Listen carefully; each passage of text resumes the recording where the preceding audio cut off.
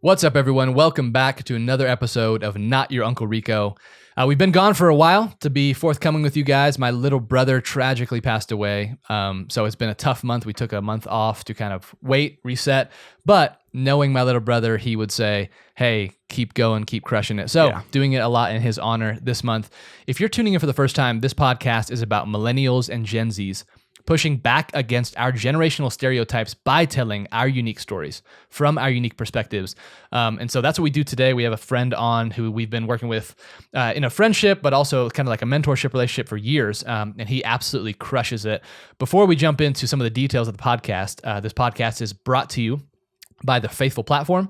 It's a small private diamond company, and we work one-on-one with our clients to custom build engagement rings at a fraction of the cost of retail stores. So if you're looking to buy or looking to pop the question soon or know somebody, have them go to thefaithfulplatform.com, submit a free quote, and you'll work with one of us directly. So dude, this podcast was fire today. Really Absolute fire. And you talk about unique perspectives. So we worked with this guy, Russ Porter. He works in real estate with the Porter Group, but they are associated with the Keller Williams Real Estate Group. Is that how you would say it? In Denver Tech Center, so South Denver. The dude is just phenomenal. He's a super passionate guy. We met him 5-6 years ago because he worked for our organization, Campus Outreach. And so knew him in, like John said, in a lot of ways as a mentor, as a spiritual mentor. And then a couple years ago, got into the real estate game, which his family, as you're going to hear, I mean, was kind of probably like made to be a real estate broker, and is doing that in Denver. We get into a lot of really cool stuff about the process of buying real estate, which, I mean, as millennials, I think this is one of the things, I don't think any of our parents ever sat us down and said, hey, listen, this is how you buy a home. So a lot of information, really good. And if you did, you're lucky. But at the end of the day, if you're interested in how do I build wealth through real estate, real estate is so much more than just buying and selling homes. So if you're a young man, young woman listening right now, tune in. We're jumping into the podcast right now.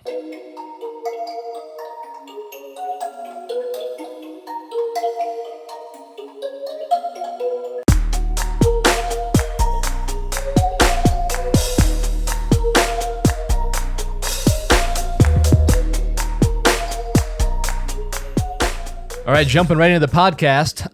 Very good to be back, and super pumped to be back with a good friend of ours, Russ Porter, a real estate agent in Denver. And let me just hype him up real quick. Not really even hype him up, but just be honest about my experience of Russ and our friendship. We go back several years.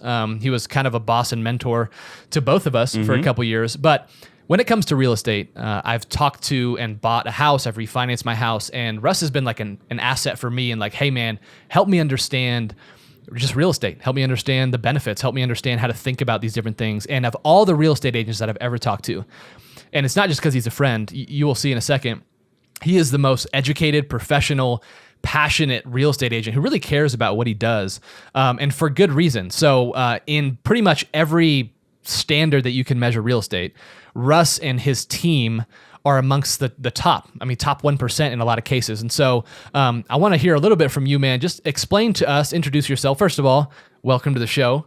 Thank you. Very pumped to have you. So give us a rundown, dude, of like your responsibilities, your roles, and then even just talk a little bit more about what you've been able to accomplish as a team and some of the statistics there. Yeah, for sure. And totally excited to be here, especially with you guys. So like you were mentioning, as our family company, the Porter Group, we're in the top 1% of the nation in realtors. We also have the opportunity to be teamed up here in Denver with Keller Williams DTC, the office that we're at. It's the number one producing office in the state of Colorado. It has the highest agent count, and the leadership opportunities here are pretty phenomenal. I get to serve on the ALC, which is the Leadership Council, Agent Leadership Council. And really what that does is it provides me the opportunity to help lead the office and really add value back into our agents. And as you'll see, that's a lot of what I love to do and I enjoy being a part of. And then even to be on that, you have to be one of the top producing agents in the top 20% of our office, which then puts us, since we're such a great office, pretty high in the state of Colorado. So that's kind of what we get to do and what we get to be a part of. And some of the roles that I get to play is, like I said, I get to help lead the office here. I'm director of sales is my title for the Porter Group. So I help our location here in Denver. I help in St. Louis, Missouri, and then also in Memphis, Tennessee. Our different sales agents there, I help them out. And then I'm also here helping people buy and sell houses. So the lead agent in Denver is another one of those hats I get to wear. So pretty fun. And it's a Wild West type industry, meaning that you can just kind of wear a lot of hats doing a lot of different things. So that really fits my personality as well. So yeah, that's some of the stuff on me. Love it. Absolutely love it. Yeah, you've always probably not a stranger to wearing a lot of hats. You were in college ministry for close to a decade, right? Maybe 8 or 9 years before That's real right, estate, and already pretty decorated and achieved a lot in real estate. So we'd love to know, as well as our audience, just what got you into real estate? What's the vision behind that, especially from where you came? Yeah, for sure. No, well, I think just to start off, it's obviously a family business. So I got exposed to it early on in my life. And in high school, my first job was cleaning up construction sites. So you can see, just even been around it a lot. And then I went to college and got my real estate finance degree, totally expected to be in the industry, whether it be development and building or in sales or whatever it looked like.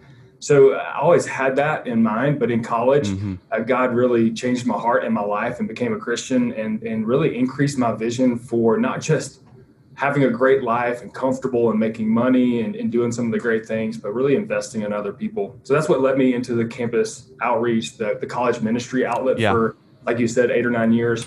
Yep. And that's where I think the love of like my personality and what I want to do is invest in others to help them really achieve their goals and be successful or, on a spiritual world. But now in real estate, I get to do that a little bit. But a lot of focus is on just seeing like people's lives thrive at a broader level. And money's a big part of that. But money, what it does when you... should probably mute your phone before you start a podcast, right? Go ahead, keep going. Anyway, so yeah, that's kind of where I moved in there. The reason why I went into real estate probably was a lot of exposure, but then as my wife and I, we kind of looked at the next chapter of our life, leaving the college ministry world. We just started looking at what will allow for our family life to really overlap with where our kids go to school, where we physically live, where our church community is, and where my job will be. And then I wanted a job where I could grow deeper relationships and be a little bit more locally impactful. Yeah. And so as we saw, like, hey, if we want to make an impact in people's lives, have great relationships, that kind of stuff, we need an industry that allows us to have that type of lifestyle and also that makes decent money. So I'm not grinding it out 12 hours a day kind of stuff.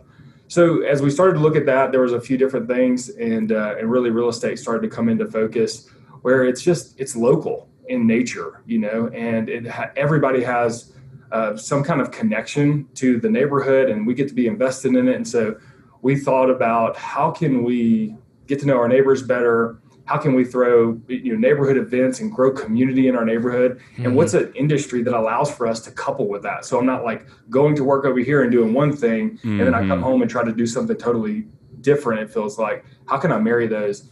And so real estate really had that ability just to be invested in the community, be invested in the neighborhood, that kind of stuff. And so obviously with COVID-19, it slowed some of that neighborhood community gathering stuff down, but no doubt. That's what we started off doing. Just like, hey, we're going to do coffee and donuts in the park and invite all our neighbors out and get to meet them and meet their kids and grow relationships. And that's just the kind of people we want to be and where we feel like it's a lot of fun. And so, that's, both with having exposure at a young age to it, seeing it fit a lot of my personality and our criteria, but also just a family vision of how do we want to raise our kids.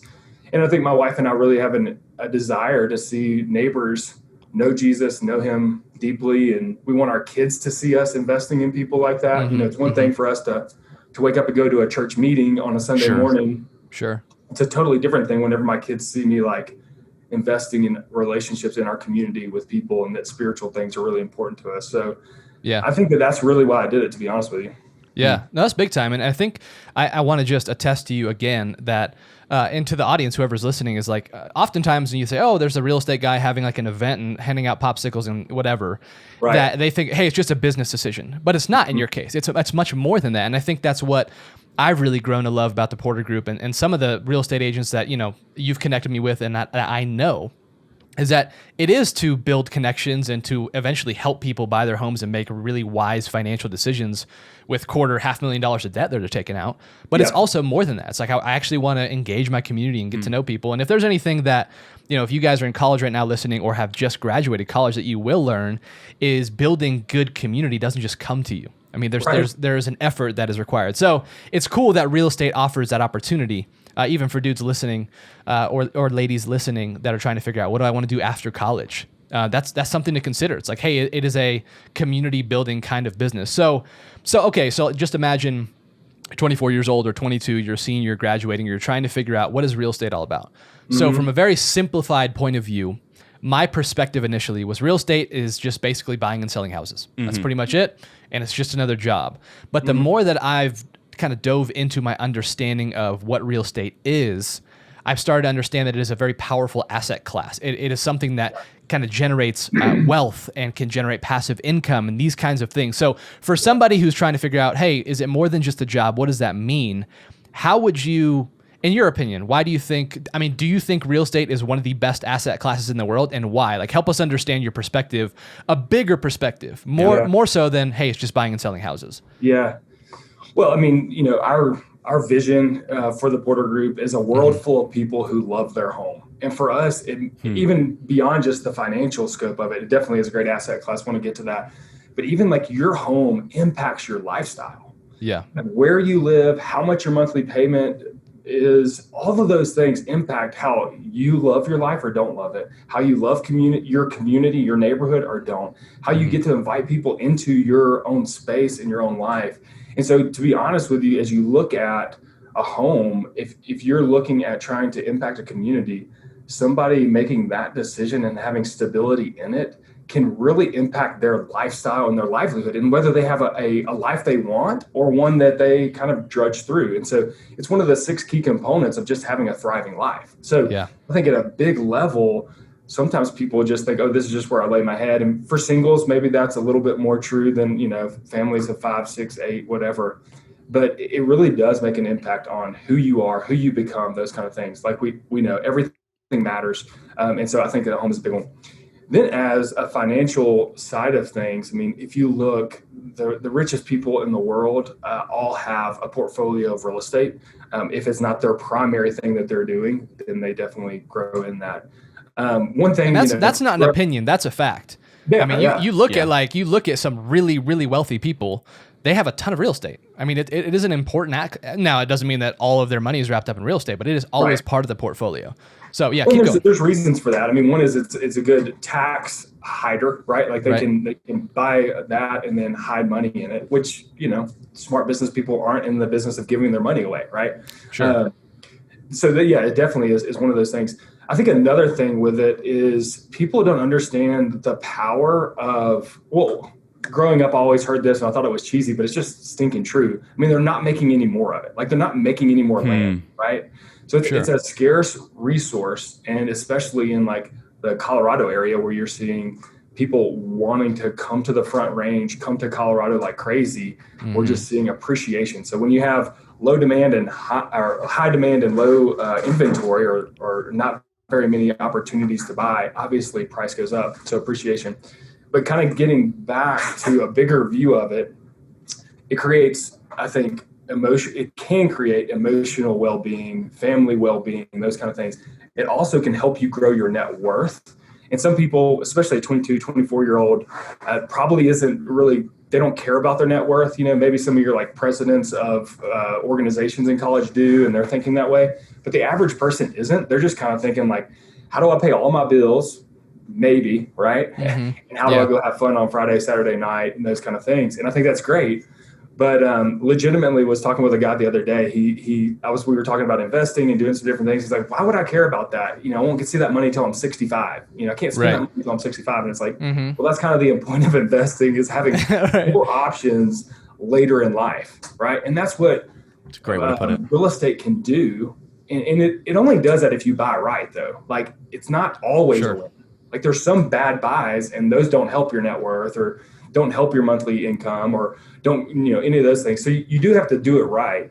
But I think that people don't run the numbers. Like, say your rent, if you get an apartment in downtown Denver and it's going to cost you, $1,500, which is not the highest rent out there. Yeah. But you can go buy a home and you're living not in downtown Denver, but a little bit further away, 25, 30 minutes away on a drive. And you buy a house for $380,000, $400,000. depending on what you put down and your interest rate and all those numbers, right, you can probably stay right there around that $1,800 a month in monthly payment. Well, what that does is a few things. One, it puts you on a trajectory to where your monthly payment is going to stay that way for 30 years, right? Rents don't do that. Rents consistently go up. Now, with property taxes, it might increase a little bit, but right now in Denver, and this is on the ballot, property taxes are only going to go down. If we vote and change that, they might go the other way. But I'm aggressively going for not changing the property taxes. Right. Another reason to vote. Yeah, that's right. Yeah. So anyway, it locks you in, right? You know what your monthly payment is going to be. It also allows for the value of your property to appreciate without your monthly expenses going up. Yeah. So year over year, take an average home in the Denver area, somewhere around 8%, some as high as 14 or 17% in some neighborhoods. You're looking at your same monthly payment is growing you. You basically have gone to the bank, borrowed 80, 90, 95% of the money to purchase this property. And now it's appreciating at its full value. The difference is this: if you go to the stock market and ask a banker, hey, I want to borrow $400,000 to invest in the market and I'll put 5% in and you give me 95%, there's no way they're doing that deal ever. Sure.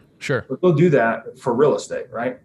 So you're growing your equity. You're growing your net worth by appreciation. You're also paying $1,800 a month or $1,500 a month, and you're growing how much you own the property. So you owe less and less on the property. So basically you're growing the gap, if I can do this on the screen, growing the gap of how much money you can own.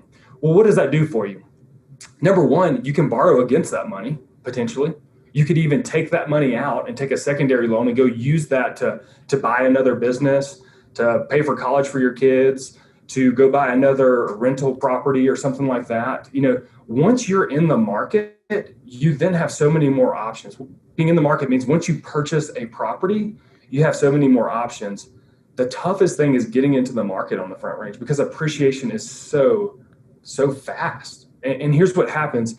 If you're renting that apartment for $1,500, you have to pay your rent, $1,500, live your life on all your other income, and save at the rate of appreciation of the real estate market because you got to put that down payment. Wow. So you're really at a place where you're sitting back saying, the longer I wait, the higher the prices are going, right? The faster they're getting there in some of the neighborhoods I would want, that kind of stuff. So you're just putting yourself on your heels and kind of saying, when do I do this? And most people, whenever they don't jump into real estate, it's because of they're uncertain, they don't know enough, they're fearful of it for good reason, right? You're taking out $400,000, $500,000, $600,000 is the average purchase price here in Denver last month. So I get why it's nerve-wracking, but yeah. Whenever you can get your education, and that's really what we kind of have our philosophy is like, we want to educate people, give them all the resources and expertise that we have so they can make really great decisions for themselves. Like, I don't want to make your decisions and you shouldn't want me to, but I want to give you all the knowledge and resources I have from being in this full time every day and knowing it better than a lot of people so that you have 100% confidence, 100% comfortability with a great decision for you, for your family, for your future, all of those things with real estate. So long answer, but there's just so many different aspects of it that even like right now, like one of the things real estate's really great to jump into is low interest rates. And we've seen as low as 2.5% interest rate. And most people don't understand interest rates. It's kind of a sexy thing, like, oh, I got a low interest rate, It's kind of a sexy thing to say you got it, but the power of that kind of stuff is what people don't understand. So the general rule of thumb is that if interest rates change 1%, your purchasing power changes 10%. Without going into a lot of details with that, basically because your debt to income ratio changes, you all of a sudden can't afford that $500,000 house if interest rates go from 3% to 4%. Now you can only afford that $450,000 purchase price. Wow. Okay. Which in a neighborhood changes how many bedrooms you can have, how many bathrooms, what the condition is. Does the kitchen, have 80-year-old countertops, or is it the brand new granite that I love? And so just knowing those kind of things, understanding the power of what's happening in our economy and what's going on, I think people can really see they can take advantage of some opportunities, but people don't do that because they're unaware. And I totally get that. I'm unaware of a lot of things. And that's why I pay coaches or advisors or different things like that, hey, come into my life, educate me. I want a better life. And if I get some more education, I might be able to take advantage of some opportunities. And really, even beyond that, like my wife deserves a better life. And I got to educate myself because I want her to have it better, my kids to have it better, those kind of things. And so that's the same reason why, like, even talking with people, I get so jazzed about real estate and probably could go on without you guys asking any questions again and again, because it's like, dude, I've just seen the power of this in people's lives. Like, give you an example. A single guy. Let me hold on a second. Let me just summarize all that you just said, and then I want to hear some more, like you just said, that story. Put a mark in this. So essentially, a few things that you just said that are really good that I want to highlight is, number one, real estate's really good because quality of life is directly impacted by where you live, the community you live in, and how much money you have to pay to live. The second thing you mentioned is leverage. So this word leverage of like, you are using money that you don't own to get into asset classes that you wouldn't otherwise be able to get into. So leverage meaning, like you said, I only have 5%. I need to borrow 95%. And I just bought a $500,000, $250,000 asset that is a locked cost for me. It locks in for 30 years. A 30 years fixed mortgage is what it's called, right? Yep. So meaning that I've leveraged other people's money or a bank's money to get myself an asset that either way, you're going to pay money to live. And then on top of that, you're going to move away from your bottom line of what it costs you to live. So, let's say you live in a house for a year or two. It's like you're going to get a raise at work. Money's going to go up. Rent's going to go up. So you're leveraging money. There's a quality of life aspect. And then there's this tax evasion. And that's sometimes people try and demonize, you didn't pay taxes. But the system is set up to help people make wise investments so that they don't have to pay taxes. So for example, there's a rule in real estate that if you live in your primary residence, your home, for 5 years, and any of the 2 years in that 5-year period you have lived in that house, guess what? You can sell that house, and all the money you made by simply living in that house is tax-free. Mm-hmm. I mean, I don't see anywhere else, and I'm being naive and I'm generalizing here, but like what other place can you take $50, $60, $100,000 and put it directly in your pocket and not have to pay any taxes on it? Yeah. I mean, that's pretty significant. And now, there are other ways that you pay taxes, but still it's like, man, it's a good feeling to walk away from your home after 3 years with $100,000 of equity and say, I get to put that in my pocket and reinvest it or pay off debt or whatever. So some tax evasion things, and there's probably some details I'm missing there, but I'm trying to, simplify. No, you're hitting it pretty solid. And the reason for that, and here's the important part. Number one, the reason why the government does that is because they know it's good for the community for home ownership. Like every statistic out there says home ownership is good for the community, for society, for the government. And so they want to incentivize what helps everybody, right? Right. So they're incentivizing people owning homes. And they're saying that if you stay in it for those 2 out of 5 years, they're saying this was not primarily an investment for you. This was primarily for your home, for your shelter. And so that's the government even sees it that way. So you are like getting around it, but you're also like doing exactly what the government wants you to do. Yeah. Help the community. Be involved, totally. You're adding value. Well, and it makes sense because what if you're an Airbnb hopper or a renter? It's like you don't really have a ton of commitment to that area. Right. You could leave tomorrow. And so it's like, the idea of if you have a neighborhood of 100 houses and everyone just rents, hard to build community there. Not healthy for that whole melting pot, which is probably why, and I've heard this before, why sometimes Airbnb is like made illegal in certain areas because there's so much in and out, and it just kind of hurts, the community there in a lot of different ways. So anyway, and the last thing to wrap up with is interest rates. So right now in this current moment, 2020, October, interest rates are low, so your purchasing power is high. Now, cost of houses may be high as well, but that's something to really consider. It's not like people are throwing around this language, you're borrowing money almost for free, and meaning that, in a different season, you could pay a lot more to borrow that money. You would have to pay somebody a lot more. Just to give you an example, historically, anything under 8% interest rate is very low. Yeah. Now, probably all of us growing up haven't even seen those numbers, right? And some people are debating whether our economy is addicted to low interest rates, and we could go into a whole tangent there, which would be fun conversation too. But it really is like when you're looking at you're borrowing money at that low of a rate and you start to calculate how much that's costing you to borrow, like you can just go use that money instead of putting it all down. You can go use that money to make more money quicker. Right. What you're spending here. So it's just like how do I make the best decision? Well, keeping more money in my pocket to go leverage again is way better because I can borrow it at 3%. Anyway. Right. No, that's good. So right where we left off, you were starting to tell, an example. So I think at this point it's okay, we're accumulating a lot of knowledge, a lot of perspective, a lot of vision about real estate. So, every day I'm scrolling on Instagram, I see something about like, hey, you want to learn how to get rich free? And here's my story, how I built, X million dollars and I'm 35 and all this different stuff. And sometimes it's hard to buy. So, it's like, is that real or is that just another marketing scheme or whatever? So what's really helpful for me is just to hear like practical examples of like, hey, how have you seen this play out for maybe some of your clients? Or I have a personal story and you have a story as well. So can you give us kind of some examples of how you've actually seen this play out? Yeah, I mean, there's a lot of different stories and we're cataloging those even like on our website and stuff. And one thing I wanted to mention too is kind of with the information stuff, we put together a whole email course with like worksheets and short little 7-10 minute videos, interviews with a lender, interviews with an inspector, interviews with an insurance person, because so many people who are jumping into this game, it's kind of overwhelming, and they're thinking about homeownership. So would love for anybody to get all that free information and resources, because that's really what's going to make you feel comfortable and find out what's right for you. Because like Jonathan was just mentioning,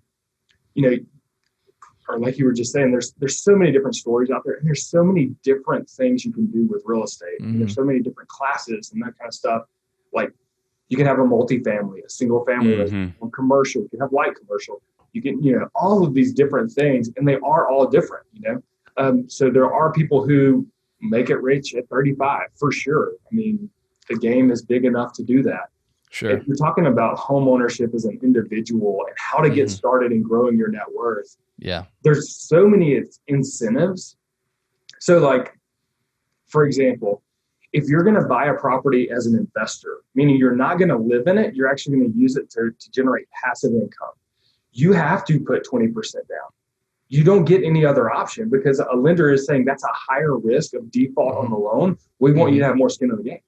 Well, if you're buying your primary residence and you're going to live in it, you can put as little as 3.5% down. In fact, there's programs that will pay that 3.5% down for you and closing costs. And you can get into a house for very, very cheap. I use that. I use that to get in my house at like 0% down. Yeah. So, and it was a grant too. It was like, hey, take this. We want to help you get into your first house. Yeah, keep going. So what happens is you can get into a house very cheap. You can live in that house for a year or 2 years, whatever you want. Then you can use that same primary residence, moving from the house you bought a year or 2, 3 years ago. You can move into a new one, still get a very low down payment, a very low interest rate, and use this as an investment property from now on. So what you're doing is you're really decreasing the amount of money you have to bring to get into houses, and you're keeping a lower monthly payment because you can get a cheaper interest rate. Usually an investor or a commercial interest rate is going to be at least 1% or higher than the primary loan for a family residence or a primary residence.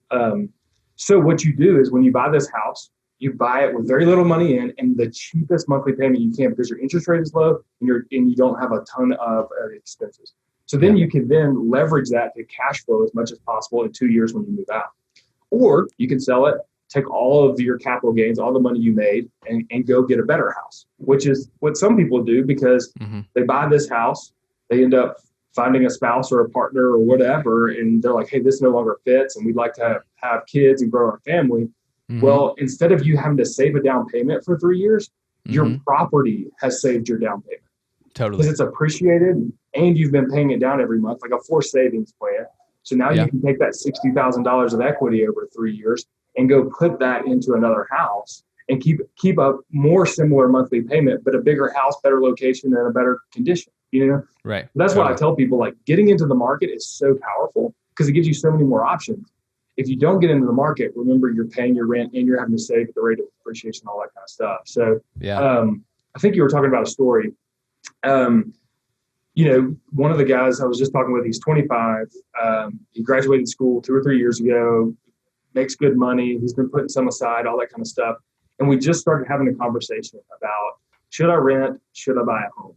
And that's always a personal decision that somebody has to weigh all the pros and cons, because there are cons to owning a home. Like you got to mow grass. You might have a water pipe burst that you have to, pay for. Like there's cons, right? Like they're out there. And he went through all those things, did pro and con, cost analysis, all these kind of things. And we found out he wanted a specific type of purchase. He actually wanted to buy a home and do a decent amount of remodeling to it to grow his equity in it pretty substantially. And so we found this great house, like a 1892 build in Baker, which is right off of Broadway. And it's a great location. And he spent about $50,000 to put it in there. But his equity grew overnight. He has over $100,000 of equity in the property after 3 months, right? Now, he had $50,000 to get up into it and do that. But that was his story. Another person, For that story, 1 second, let me just stop, because when I'm listening to that story, if I'm somebody who doesn't know a lot about real estate, I'm thinking to myself, that sounds amazing. Right. But I can't do that. Right. There's no way I could do that. And I just want to stop real quick and say, like, dude, yes, you can. Right. And the way that you start doing that is by start doing things like this. If you're listening to this podcast, you're on the right track. So next step would be investigate more of the details of that story. How do I do that? Can a guy like me with only 10 grand in my bank account, is that even possible for me? And to some extent, the answer is always yes. It's always, the wrong answer is always just wait. Just wait, I'm not ready. I'm not, well, in some cases, but if you're not seeking any advice, you're not digging deeper to see what's possible, I think you're doing yourself a disservice. Now, of course, like Russ said, it's a personal decision. You might come to Russ and say, hey, I want to do this. And he would say, hey, I don't think that that's a wise idea yet. You need X, Y, and Z. The numbers don't make sense. But you never know that unless you try. And that was my issue too, is I didn't think I could do it. Go ahead. Well, and I would say, life is, a lot of things aren't good or bad, right or wrong. Sure. It's really, this has benefits or this has benefits. Hey, I can buy now, but here's what that means for my financial situation.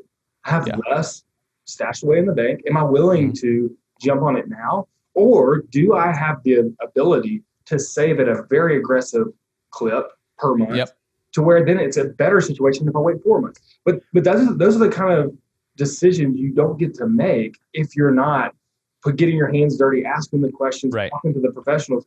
And I think that's where I see a lot of people's downfall, like you mentioned, is the just wait. You can just wait on the purchase, but don't just wait on your education.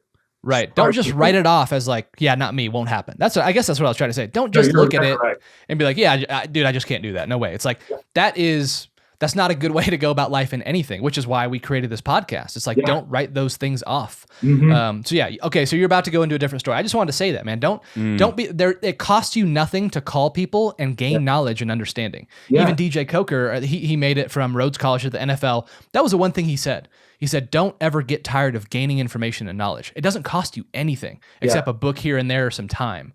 But keep going. No, and I mean, just even that specific example of people who are like, hey, I have 10 grand in my bank account. And, this summer had a guy that I really enjoyed working with. He had a family with 2 kids, so a family of 4. And, he had, his savings was probably a little bit higher than 10 grand, but not a lot more. And we're talking about a purchase price for a family here in Denver is 500 plus. I mean, if you don't live 45 minutes away and you're going to get 3 to 4 bedrooms and be around here, like you're going to be in the 500 range unless you're willing to dump a lot of money into it to make it better. Yeah. So he came to me, he's like, Russ, there just seems like there's no way I can do this. Even putting 2% down wipes my savings out. And everybody's always heard you got to put 20% down or maybe even 5%. Well, through some of those grants and then even some of the ways we negotiated the contract, knowing his specific examples, we actually got him all of his closing costs paid for, which is somewhere around 1% of the purchase price. So about $5,000 in closing costs. We got his down payment paid for. And then the house needed some work done. We actually negotiated $14,000 worth of repairs to be funded. And they just gave us that money. Now, it was a unique situation. I mean, that's like hitting a home run in the bottom of the ninth with 2 outs, bases loaded. You're down by 3, right? Yeah. We live for those, That's not the norm. But it definitely is possible. But you never know that until you jump into it and just get into the process. Here's the thing. That same individual, we made a deal. Like, dude, just because we're investigating this doesn't mean you have to buy. Like, we might get 3 steps down this road and say, you know what, not now. But at least we know it's not now. Whereas he's paying $2,800 a month renting a place. Now his monthly cost is barely over 2,000, and he's in his own home that's growing equity for him, and he still has 10 grand in the bank account. You know what I mean? So Right. it's like, And it's man, you crazy raised such opportunities are out there.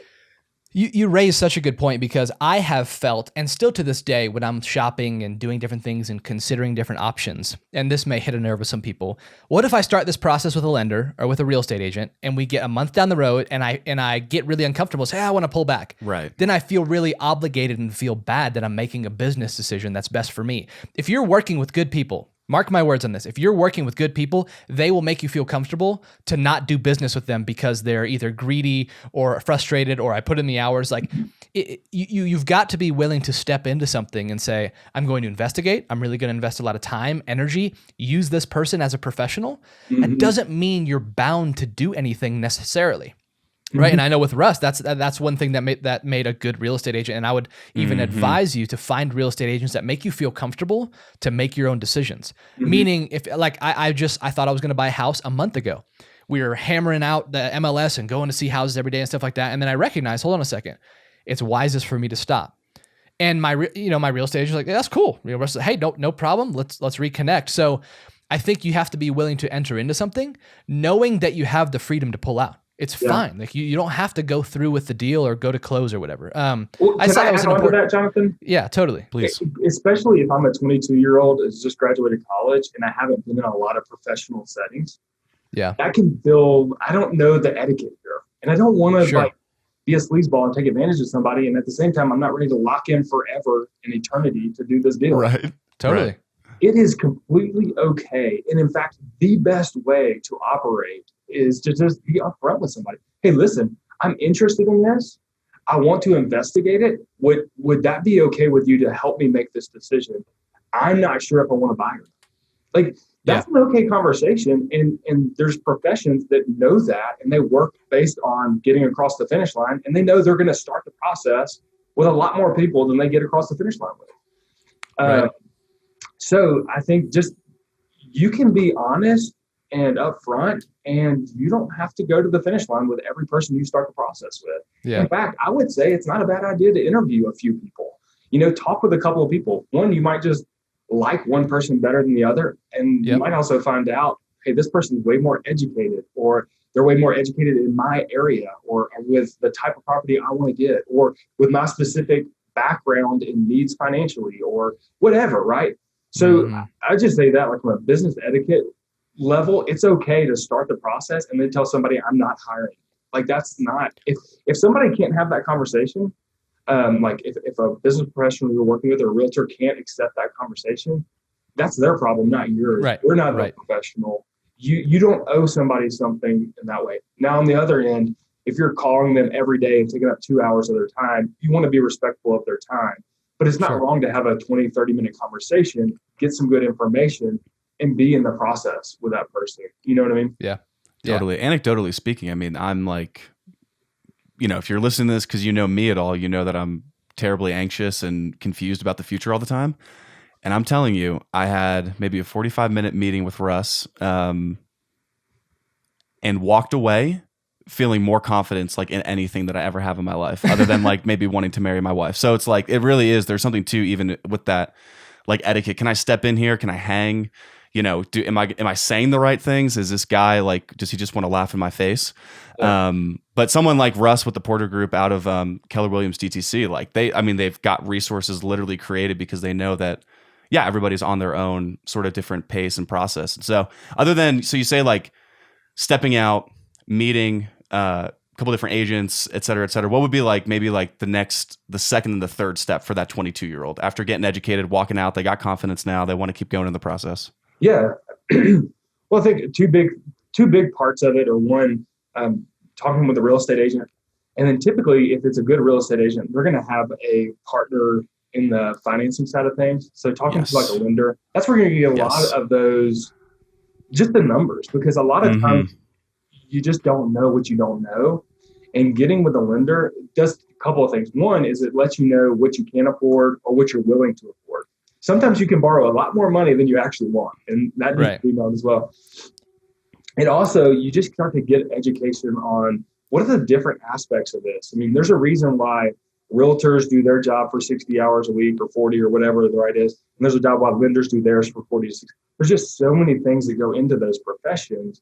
And by talking, you talk with a realtor, get some information, understanding the process as a whole, express your desires with them. They can kind of help you understand that more and shape the vision towards where you want to be. And then getting with that financial professional to find out if there's any programs or grants, or if there's a unique way you can structure your loan so that your down payment and your monthly payment really meet what you want within your budget and that kind of stuff.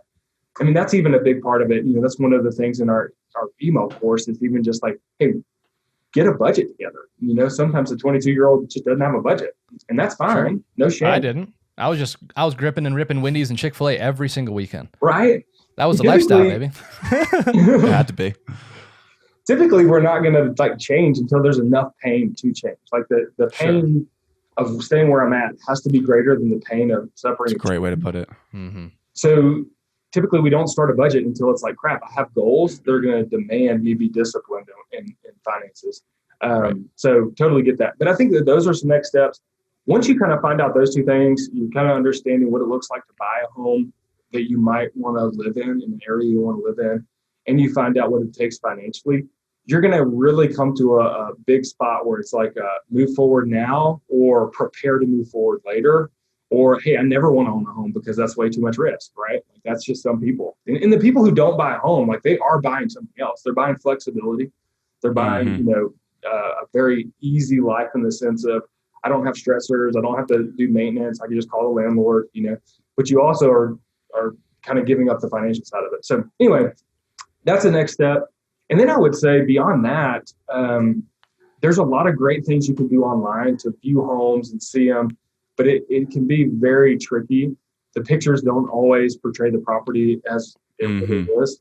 I know both of you guys have probably experienced that, Oh, yeah. So I think that would kind of be the next step. It's getting some physical exposure to neighborhoods, to properties themselves. And it might not be like I'm calling the agent and we're going to see a property. It could be, hey, I'm going to eat lunch in that neighborhood. And just see what the neighborhood feels like. I'm going to go jogging through that neighborhood, ride my bike, or, I'm going to go to the park in that neighborhood and eat lunch during work. Dude, me and Carly last month when we were looking for a house, we just spent like 2 hours just driving around different neighborhoods and looking on Zillow, like, oh, this one looks cool. That one looks cool. Mm-hmm. It is one of the most revealing things this is great that you can possibly do. Mm-hmm. I mean, we picked up like some fast food and then just drove around and enjoyed like, well, what do we like this area? What's close here? What's close there? Just enjoying I wish I had done that before I bought my first house. I got lucky and got a pretty good area, but there is so much value in saying like, I'm just going to drive around these spots that houses are listed at, or maybe not, and say, what would I prefer? Where do you think we fit in? I think it's a powerful tool. Mm-hmm. It really is. Well, and really your realtor, when you have that initial conversation, should ask you what's your goal here. Like if you're wanting a property that just appreciates like crazy, well then great. That's not going to go to that neighborhood. Right. Right. If you want a property that you're going to be in for 10 years, that's a different goal. And buy a property differently if you have that kind of goal than if it's like, dude, I know this is a starter home. In 2 to 5 years, I'm getting rid of this sucker. But here's my goals for 2 to 5 years. I can suffer through a lot for 2 to 5 years because I want this 5 years from now, which is my 20-year home or whatever. So I think that those kind of things will really shape. And if your realtor knows the area, they'll say, hey, check out these few neighborhoods. And then you go do what you were talking about, Jonathan. Drive through it, eat lunch there, hang out there, do that kind of stuff. And then you really start to determine what are the major criteria for us as far as a home. If you're the only decision maker, that can be a pretty quick process. But if you have a spouse or maybe you're having roommates that you're wanting to live with you, you start to... Pets or stuff. What's that? Pets too, dude. Pets is serious. Yeah. Like if you don't have a backyard, you can't walk. You have to walk your dog. Yeah. I almost bought a house the other day, perfect inside and out. The HOA didn't allow dogs. And I'm sorry. I didn't. Anyway. Just keep going. I mean, these things are super important because you jump into a house with no backyard and you have 2 dogs that you love. You have to walk those dogs every single time they need to go to the bathroom, something like that. Those things that you have to think about on the front end. But anyway, sorry, I cut you off. Well, no, that's great. I mean, that's exactly right. And there is one of the things I think that, people don't understand is the process to purchasing a home is not like one simple decision. It's multiple decisions, but sometimes people get overwhelmed. Like, I'm about to make a decision to buy a home. It's like, well, we're going to make like 25 smaller decisions that make that a very easy decision. Yes or no. Like, Sure. it just, we get a lot of information. And like, even the process of like going under contract where you agree, hey, I want to move forward to try to purchase this home. I mean, that you find out so much in that process and stuff. So I think that's a misnomer for some people. They just think people show up with a wad of cash, take it out of their back pocket, throw it on the table, give me the house. And it's not a decision like that at all. It's a educate myself, get more comfortable, educate myself, understand more. And then I make several decisions that all lead me to, I'm 100% confident this is the place for us for all of these reasons, Yeah. So Totally. Love it. But yeah, there's really a lot good. of things with that. I mean, even, I was going to say something about the HOA thing. I've lived with HOAs. That's just a whole nother beast. You want to make sure you have a realtor who understands that type of stuff. It can get really messy, or it can be really simple. You just don't know. You just got to understand it and dig in there. So that's the thing with real estate is every house is different. You would think like this house on both sides of the street, they're the same square footage, same layout, same game plan. There can be a lot of differences depending on who's owned the house, what's happened, and not to be scary, but just to be like, you want to make sure you know what you're buying. And go ahead. It's important. So that's good, man. So as we're coming to a close a little bit in our time, this is our number one turnkey favorite question to ask. So imagine Russ Porter grabs, you knowing what you know now. That if you could grab your 22-year-old self in the face and say, look at me and listen to me. Like, this is what I need to tell you. With those luscious bangs that you used to have. Yeah. That's right. Like knowing all that you know now. Yeah, Right. baby. Yeah, exactly. Oh, that was big. That was big. So knowing all that you know now, what would you tell yourself, given your experience, your wisdom, your walk with God, all these different things that make you who you are? What advice would you give yourself? Man, that's, there's a lot of things, but I think knowing me, I would have gone back to my 22, 24-year-old self and said, slow down internally, and externally. Meaning internally, I have this thing in me that feels like I'm behind. I got to keep up to everybody else or outdo everybody else in my spiritual life, in my physical life, in my financial realm, and even in my family life. If I got to find my wife, I got to do this. So I would just tell myself, slow down. Number one. And number two, it would be by slowing down, be aware of what you really want more. Like just get more clarity on what you really want. Wow. Not what other people kind of would herald that you want, meaning my family and their values and what they believe is great isn't wrong, but is that really what I want? And at 22 or 24, I might have been doing the best I could, but I would have just pushed myself to do that a little bit more. And take small steps. There was a dude one time who said this saying, and it just sticks with me all the time, that big doors swing on small hinges. So like a 1 degree shift doesn't seem like a lot, or a 10-degree shift doesn't sound like a lot, but over the course of 5 years, it's completely different places. Totally. And so for me, that might have been like, hey, at 22, just take a little bit and create a simple budget and put 10% away, like it's taxes or something, or put 5% away, or just put $50 away. I don't care what it is, but just that small little change would have put me 5 steps ahead in a year and 35 steps ahead in 5 years, So I think that those would be the things of like the things that I know I should do, just do them. I'm not a rocket scientist, but there's pretty simple wisdom about what does it take physically to have a healthy, thriving life? Like, don't eat garbage all the time. Doesn't mean that I can't go eat McDonald's double bacon cheeseburger or something. Just means like, man, throw a salad in there every once in a while. Eat a vegetable, sure. So just in all those areas of life, and really, that's what I would say, because I mean, my wife and I, we've kind of gone back, dating back for the last 4 or 5 years, and said, hey, there's going to be one area of our life that we're going to focus on and see if we can't move the needle. So like finances, we're going to get our budget together. We're going to learn how to save a little bit. And it created opportunities down the road. Same thing with like eating. We're going to like, okay, what does it mean for us to eat well? What does it mean for us to eat healthy? But also to have life enjoyment, right? Like, I don't want to eat rice cakes only. I like steak. Yeah. Bring it on. Yeah. For sure. That's what I would tell myself. Slow down, get a little bit more clarity, and then just take that one little step. Just that one little degree shift could put you on a totally different trajectory 5-10 years. Yeah. Which I think in a lot of ways is so good, man, because we see it, for example, at the beginning of every new year. I mean, it's kind of like a running joke. Like someone says, I'm going to go to the gym 7 days a week. And it's like, there are these massive shifts in what I'm going to do. I'm going to change my whole life. Mm-hmm. And it's like you said, that's so good. I want to reiterate that, big, heavy, massive doors still swing on little hinges. Mm-hmm. It doesn't take these massive things necessarily. It takes little steps, little adjustments, and faithfulness, commitment to those adjustments over time would blow you away of what you can do. If you went to your gym 4 days a week and all you did was do a stair climber, or you did some curls, or you just went in there and like sweated for 30 minutes and left because you were tired that day. Yep. If you just do little things, it's different from, hey, I'm going to make the CrossFit Games in 2022. It's like that, Right. which is typically what we do, and then we burn out. Right. Right. So if you don't want to burn out, man, think about just like what's one or two things that I can change a little bit. Yeah. So I think it's really good, man. I like to say, I've heard this before as we close here. If anyone's listening or watching right now, I would just encourage you. Someone told me once, real estate is like the Matrix. Once you get in, everything starts multiplying out. Mm-hmm. So man, figure out a way to get your foot in the door and start at least thinking about it, talking to somebody about it and considering it.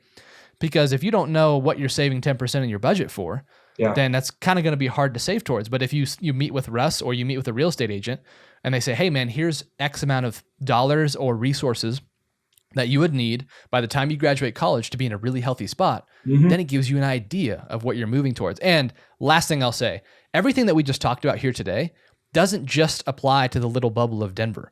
This is real estate as a national perspective. So if you're in Memphis right now, the Porter Group's there. If you're in St. Louis, and if you're not in those places, I'm sure Russ would love to connect with you and help you figure out where you can go and how to connect with people. So as we close, man, if someone wants to get in contact with you or talk more with you, what are the resources that they should turn to?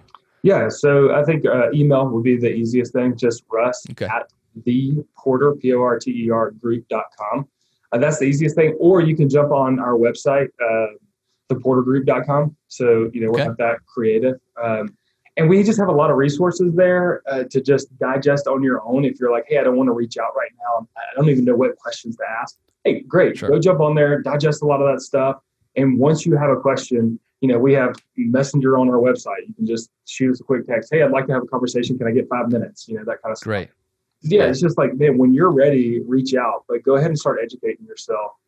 There's a lot of great resources out there. And even if you just want resources, just say, shoot us a text, an email. Hey, what are the top 2 resources? It's like, great. Yep. You can send those. In fact, one of them is a book, My First Home by Jay Papasan and Gary Keller. It's just great. It really walks through just the home buying process. So if they wanted to find that on Amazon or something, it's fantastic. Yeah.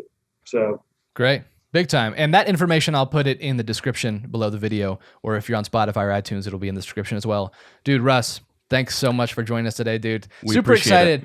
If you guys are out there, get into real estate. If you're in Denver, you have to hit Russ up. Go to Russ at theportergroup.com, right? The email? That's right. And then all the information will be in the link. So make it happen. Thanks for coming on, dude. You bet. Really appreciate it, Russ. I super enjoyed it, man. It's always great to see you guys. Yes. Yes, sir. Yes. Have a good one, dude. All right. See you. See ya.